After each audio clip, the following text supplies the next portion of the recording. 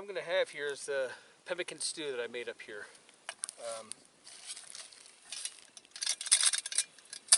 Basically, going to cook it up in my canteen cup. This is pretty much what it looks like. This is pretty much well over an ounce. I'm probably going to only use half of it, maybe about this much. Put it in my cup and bring it to a boil. And once it boils, it's going to have a nice little pemmican stew. So, get on with it.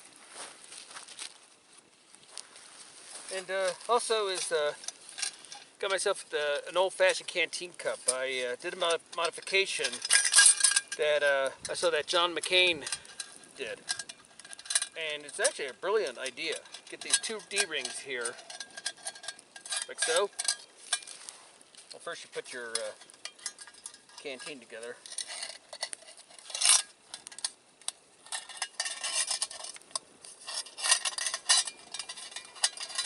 And you have your D-rings here. Because you know how hot it is when you try to put your canteen cup in an outlet like that. Take your stick like this, thread through the D-rings. Look at this, extra reach. So, let me get this stew going then.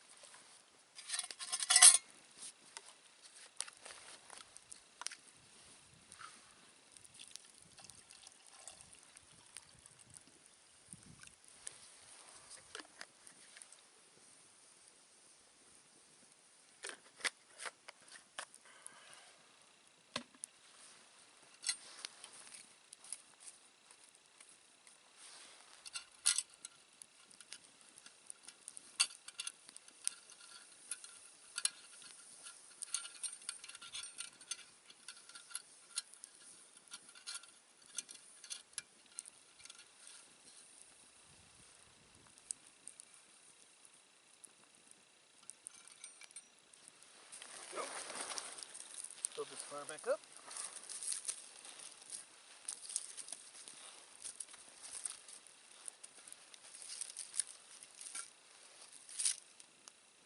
A little piece of debris in there. There you go.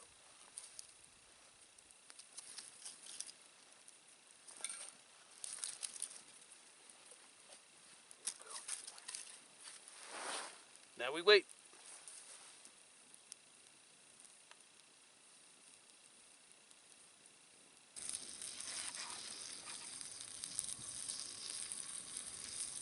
It's getting there. It smells good too.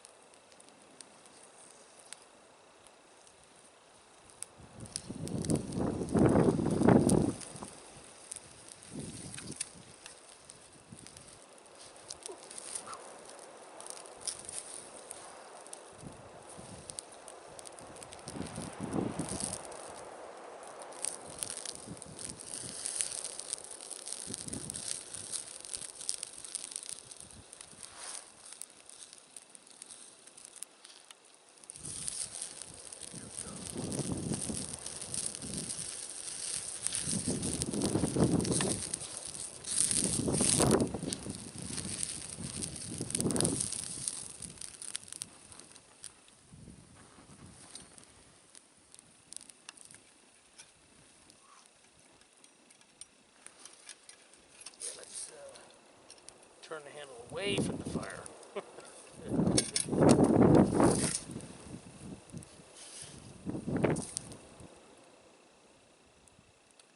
Now we just let it sit and thicken up a bit, cool down a little.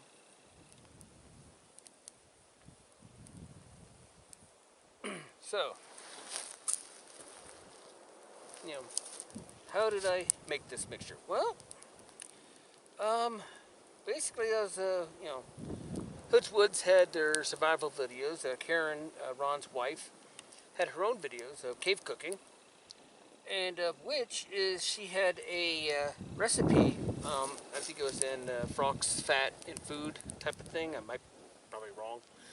Anyways, she gave the ingredients of what they take up into the mountains for these type of things. It's simple. It's really, really simple. Is you could use any type of meat shredded,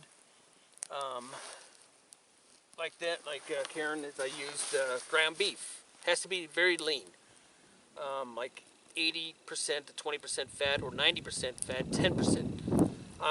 The one I used was 90% and 10%, because when you cook the meat up, a lot of that fat, when you finally cook it well, it's going to lose a lot of weight. Because I used 1 pound of ground beef. Another ingredient in this is fat, beef fat. Lamb fat works just as well. Karen mentions that chicken and pork doesn't work as well, or doesn't really work that good either. Anyways, you render the fat, and in fact, here's a little bit of video clips of how I did it. Just kind of quick little 1, 2, 3, 4, like that type of thing. But the primarily ingredients is 1 pound of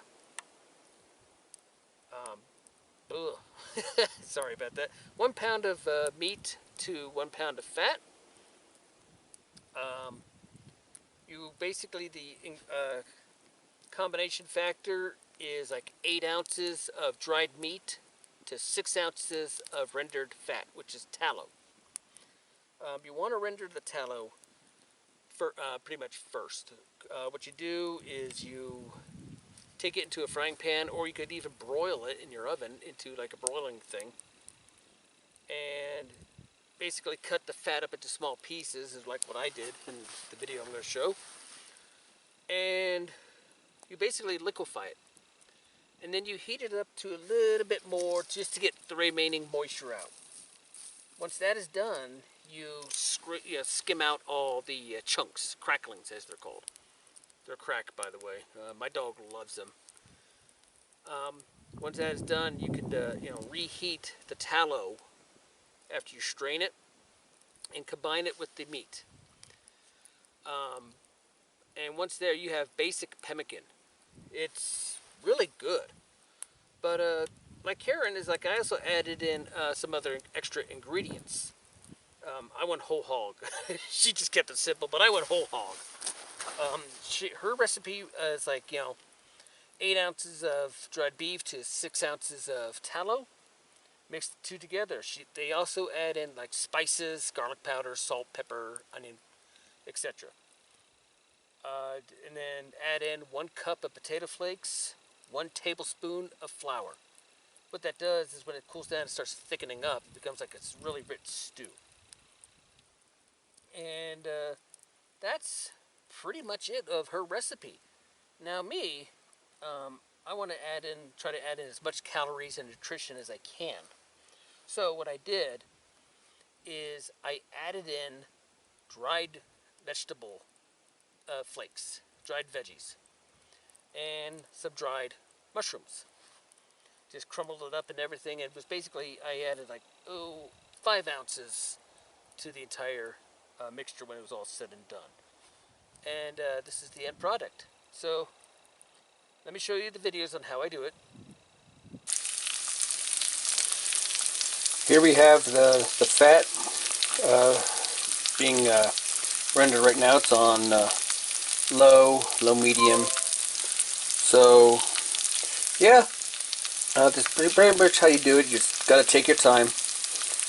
Make sure it doesn't get too hot. You want it to steam but not smoke. The steaming means you're getting the water off. Smoke means you're burning it. It's as simple, really. Okay, well, we're almost there here. You can just stirring it around here because right now it's getting a slight little bit of smoke, the steam here. But what we're having left here is basically what's called cracklings or leftovers, sort of like pork rinds. Here's some that I've scooped out. You don't have to necessarily throw them away. You can eat them. They're high in cholesterol, but oh damn, they are damn addictive. Your dogs will like them. I know that. My dog is a crackling addict. I mean, already she's like wanted a bunch of this so far. So there you have it.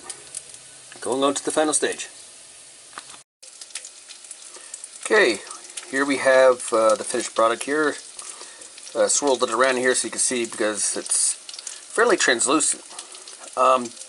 This is filtered. Basically, what I used, excuse me, is something like this. Used a paper towel. You can see some of the remains left. So there you have it. I mean, it's not rocket science. Just use a kind of a cast iron skillet or some type of frying pan or something like that, just as I said. You don't want it to get hot.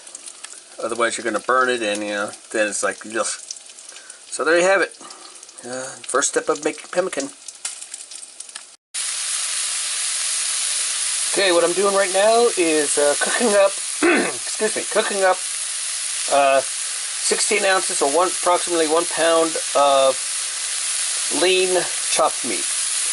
So, or hamburger. So it's basically as lean as you could get. So that way it'll help with the drying process. What you're seeing right now, this is basically steam coming out. So there you have it. I'm going to show you finished product soon, what I'm going to be doing.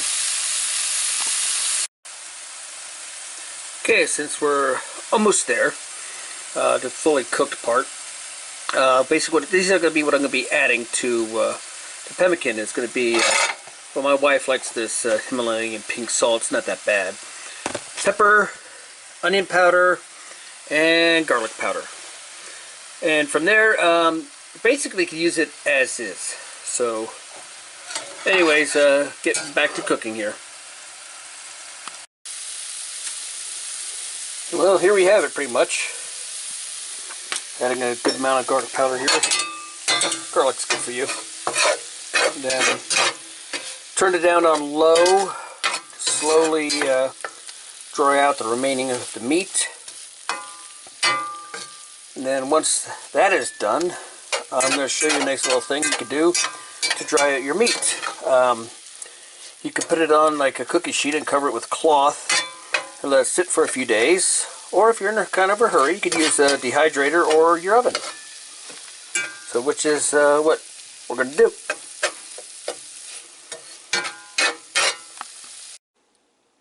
Okay, well, here's the cooked product here. The next step is basically to pat it, dry whatever I can, get any moisture left out of it with some paper towels, and then set it into the oven for, a few hours or so, and let it dry. Okay, well, here we have the finished result here. Set it in like low or warm, about 170 for about 3 hours, 3.5 or so, and dried out nicely. So now we're going to mix it in with the tallow. First I'm going to show you the measurement I use. Alright, okay, here we have the rendered tallow. At this point you could have it used for many uses. I could add it for some herbs and whatnot to use as a skin lotion, lip balm, waterproofing on your gear, make candles and such. But we're not going to do that. We're going to use this to make it into basic pemmican. So, alright. Well, after 16 ounces of ground beef, we now have a total of 10 ounces. 2 ounces here and 8 ounces there. So the roughly is going to be like 60-40 Basically, in the video with Karen Hood, she used like 8 ounces of meat to 6 ounces of tallow.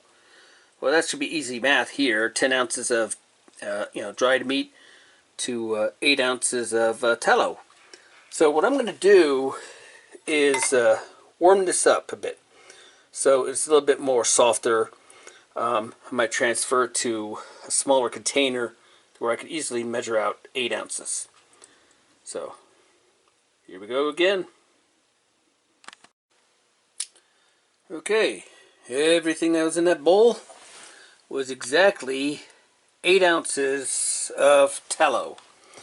It has a consistency of hard Crisco, or kind of lard in a way. Probably still too stiff to mix in together with the 10 ounces here. So I'm just going to nuke it for a bit and then mix it in. And then I'm going to show you what else I could do. One thing could be said about this, as is right now. I mean, this could be pretty much ready to go. And as I think I mentioned before, that you just reconstitute it. Just throw it into like a your canteen cup or a small pot to get yourself a nice stew. But we're not going to do that. We're going to add the tallow. I warmed it up. So here we go. Yeah, it's liquefied, but it's not hot. That's the important thing. Got some more here, but I'm going to mix this together in here, and then I'm going to show you stuff I add to it to make it even better. Okay, it's mixed together. Started to solidify again. It does look like fudge, or well, I don't know. My dog thinks it looks like one of her favorite foods. Yeah, does look like it though. Anyways, does still look a little bit soupy. That's perfectly fine. Here's what I'm going to add. I'm going to add 1 tablespoon of flour, 1 cup of instant potatoes. These are going to be their roasted garlic kind. That way I don't have to add any more garlic. But yeah, it's going to be good. Let's see here, empty. And finally, 5 ounces of mixture of dried mushrooms and vegetables. So here we go. Gonna mix it together and show you guys the end product. Well, and here you have it. A nice big chock full of pemmican stew, I guess you could call it that. Karen Hood's way, with just potato flakes and the flour, could give you basically 180 calories per ounce. Basically, you just cook 1 ounce of this into 2 cups of hot water or boiling water, and it'll thicken up into a nice stew. Basically, you can see here, this is pretty much 4, 5, maybe even 6 meals here, so that's good to know. If something happens, God forbid, with this virus running around, we all get quarantined. Well, this is a quick and easy food. Even better, this is basically very shelf stable. In a container, like a baggie or something like that, this could last you a year. You put this into a baggie, put it in your freezer, and indefinitely. So again, that's another good thing to know. So there you have it.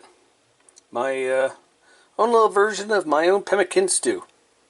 So let me show you how I pack it up. And here we have it, the end result. I think I may have, underestimated exactly how many meals. I think it's going to be a little bit more than 6, maybe even up to 10 meals here. Now imagine that, 10 meals in a baggie like this here. I mean, good grief. And cheap. It ain't going to be the best, probably, but you know what? No food around, or you take that out to the field on a survival trip or trek. Hell, even if you're quarantined and such, this could easily feed a family at least 1 day. I mean, 2, 3 maybe. So there you have it. yummy, yummy food. So, there we go. And so, ooh, ow, ow, hot, hot. Here we have it. The pemmican soup or stew, whatever you wish to have it. It is, ooh, it does smell good though. But here's like some of the dehydrated beef. See if I could get some other extra chunks in here. Ah.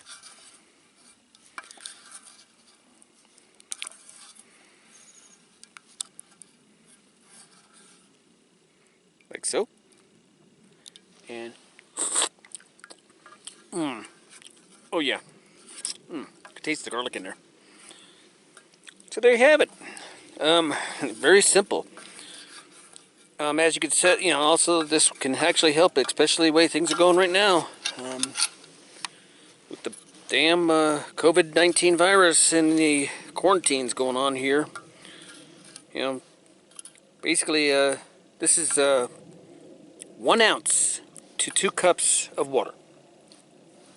And the calorie intake is probably, at least 180 calories per ounce of the pemmican. Per ounce.